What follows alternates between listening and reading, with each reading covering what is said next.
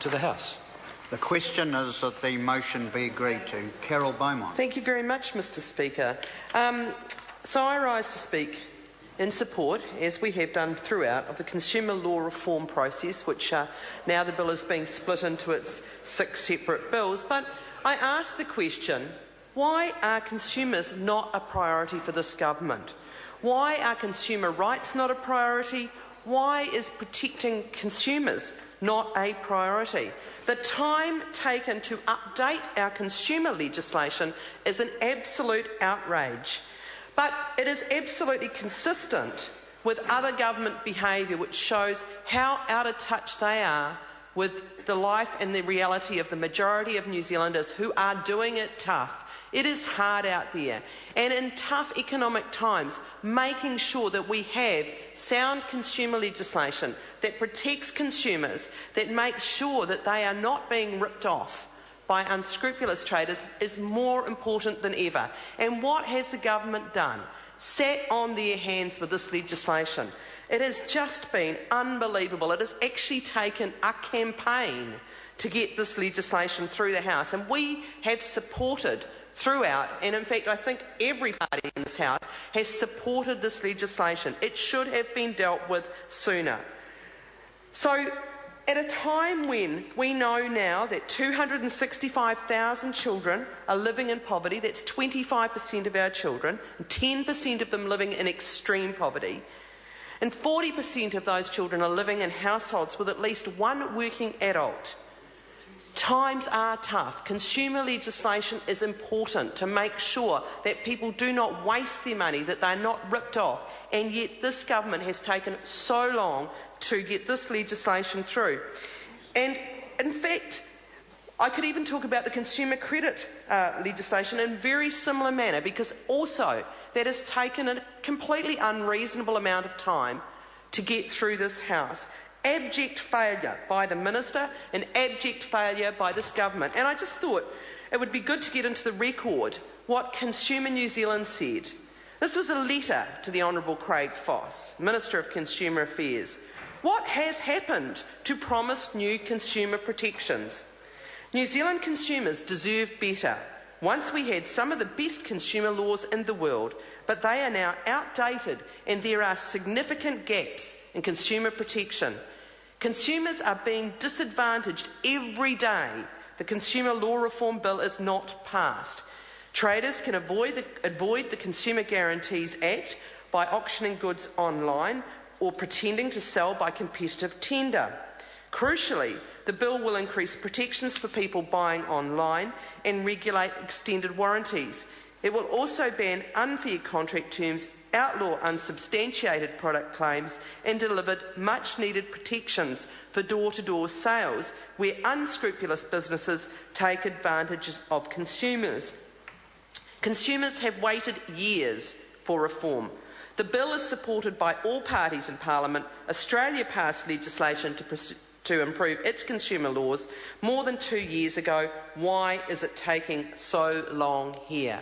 Well, that's a very, very good question.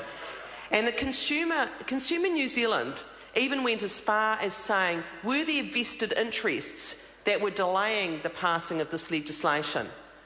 I don't know whether there were or not, but what I do know is it just shows that ordinary New Zealanders, families who are struggling, are not the priority of this government. So just to be clear about the timeline, there was a review initiated in 2009, a discussion document introduced June 2010. The bill was introduced to Parliament in April 2011, first reading, getting on for a year later, in February 2012, October 2012, reported back from the Select Committee. And just to note here that there was very good work done by that Select Committee, no question about that.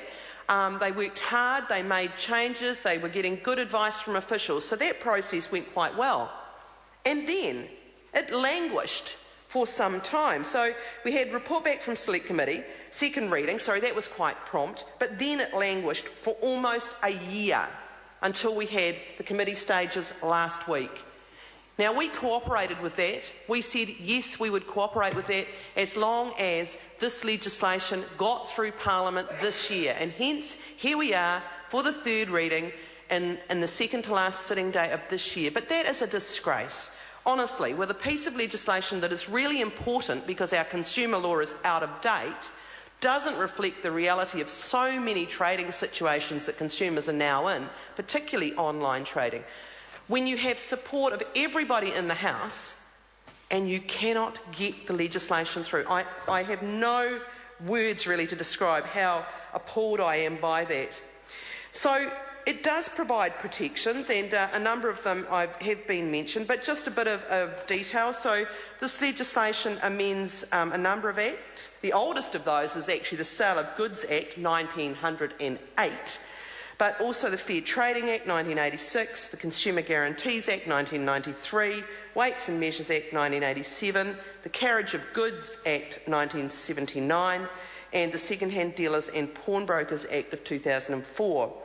It also repeals a couple of acts, the Auctioneers Act 1928, the Door-to-Door Sales Act 1967, the Lay-by Sales Act 1971, and the Unsolicited Goods and Services Act 1975, and incorporates them into the Fair Trading Act and the new Auctioneers Act. So it is a substantial piece of work, no question about that. But and the protections that it provides are really positive. So, as others have mentioned, this is a principles-based legislation, which is sensible, and it means that we don't have to regulate every particular circumstance.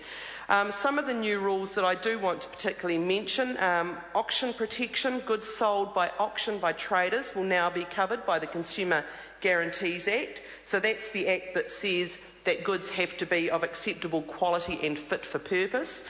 Online traders will also be required to tell consumers that they are in trade.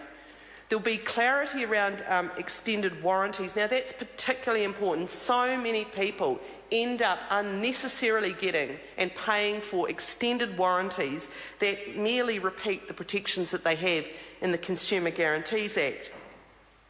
There will be delivery protection, so a seller will now be responsible for goods until they are delivered to the customer.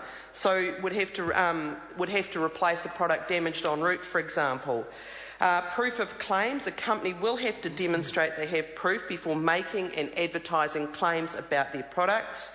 There will be stricter regulation of door-to-door sales, and something I actually hadn't heard of before, but shill bidding. Placing bids on your own auction to inflate the price will be an offence. The important thing, the really important thing, is that the Consumer Guarantees Act, which is important, will apply to all transaction between trades and consumers, whether that be in a shop, whether it be online, or whether it be at a market. So those are some of the protections that are in this legislation, Mr. Speaker, and that is very positive. I do, however, want to just say a few more comments about why this is important. Apart from consumer protection, having good, robust consumer law is actually good for business as well.